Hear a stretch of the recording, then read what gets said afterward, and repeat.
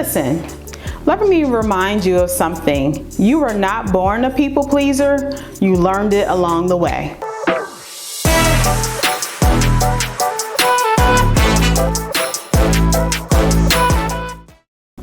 Welcome back, my beautiful, tenacious, cycle-breaking SHEROs. I'm Takia, Coach Kia Henderson, transformational life coach and founder of Tenacious Moments Coaching. I help women break free from cycles of stress, burnout, and people-pleasing so you can reclaim your power, set real boundaries, and design a life that reflects your purpose, not your pain. Thanks for tuning in to part 2 of our people-pleasing series. Today, we're breaking down the top 5 causes of people-pleasing. But first, a quick recap. Yesterday, we learned that people-pleasing is the overwhelming need to prioritize others over your own wants, needs, and desires, even when it costs you. And here's the truth. Like most dis-ease, people-pleasing has an origin story. You weren't born with it, you picked it up somewhere along the line. So let's talk about the 5 biggest causes. Cause number 1, childhood conditioning. For many people pleasers, it started at home. You grew up in environments where love felt conditional.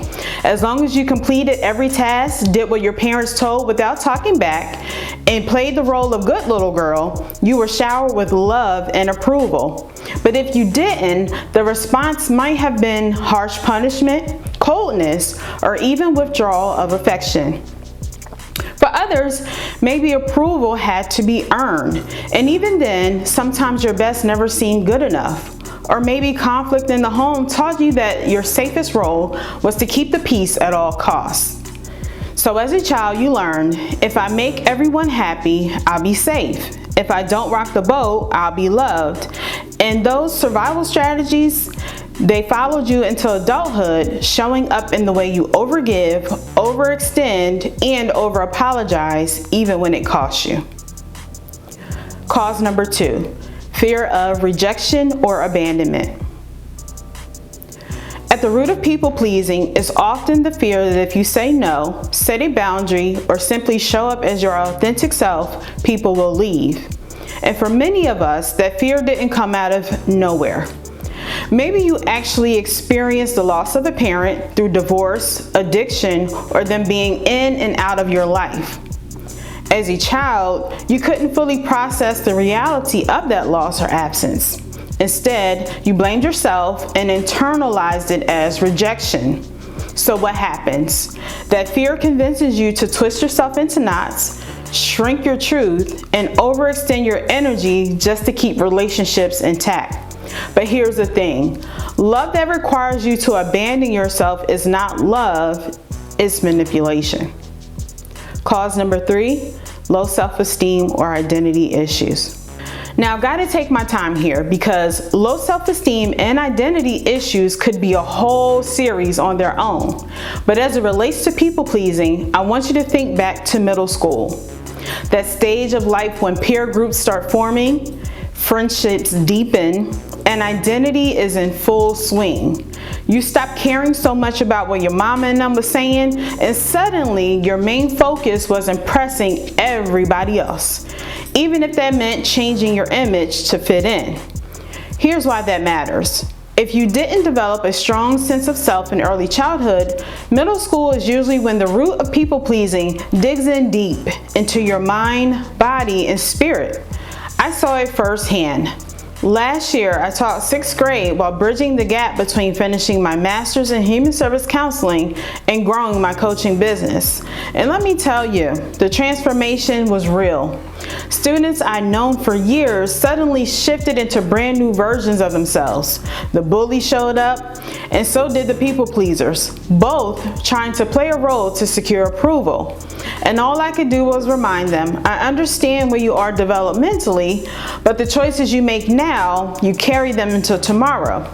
So ask yourself, who are you really trying to impress? But here's the truth, you were never designed to blend in, you were created to stand out. And the moment you start reclaiming your identity, that's the moment you stop performing for love and start living in your truth. Cause number 4, cultural and gender expectations. Another big reason women fall into people-pleasing is cultural and gender expectations. From the time we're little girls, we're taught to be nice, polite, helpful, and accommodating. Remember these? Don't talk back. Be a good girl. Put others first. Girl, stop showing off. And as women, we get the message that being selfless is noble, that the more you sacrifice, the more valuable you are. Society praises you when you hold it all together, even if you're falling apart.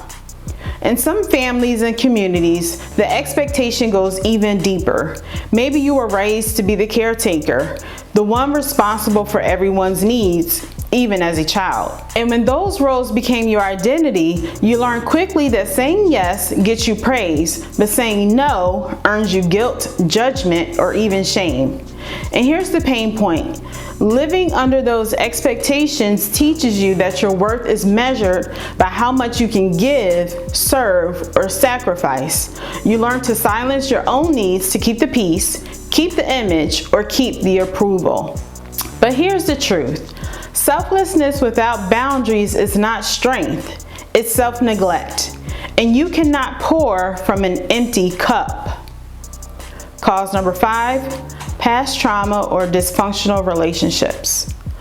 The final cause of people-pleasing is past trauma or dysfunctional relationships. When you live through unhealthy dynamics, whether in childhood or adulthood, people-pleasing can become a survival strategy. Maybe you grew up in a home where love was mixed with criticism, anger, or instability. Maybe you were in a romantic relationship where walking on eggshells felt safer than speaking your truth. In those environments, you learn quickly, if I keep everyone happy, maybe I won't get hurt.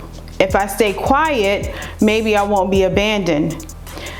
And if I give enough, maybe they'll finally love me the way I need. And here's the thing, at one point, people-pleasing probably did protect you. It helped you avoid conflict, dodge punishment, or keep a fragile relationship from falling apart. But what was once survival in a toxic environment has now become a prison in your everyday life. The pain point is this. You end up carrying the weight of old wounds into new relationships.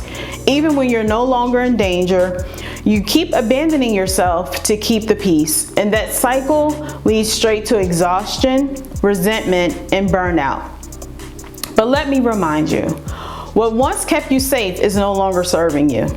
You don't have to perform for love. You don't have to beg for approval. You're already worthy.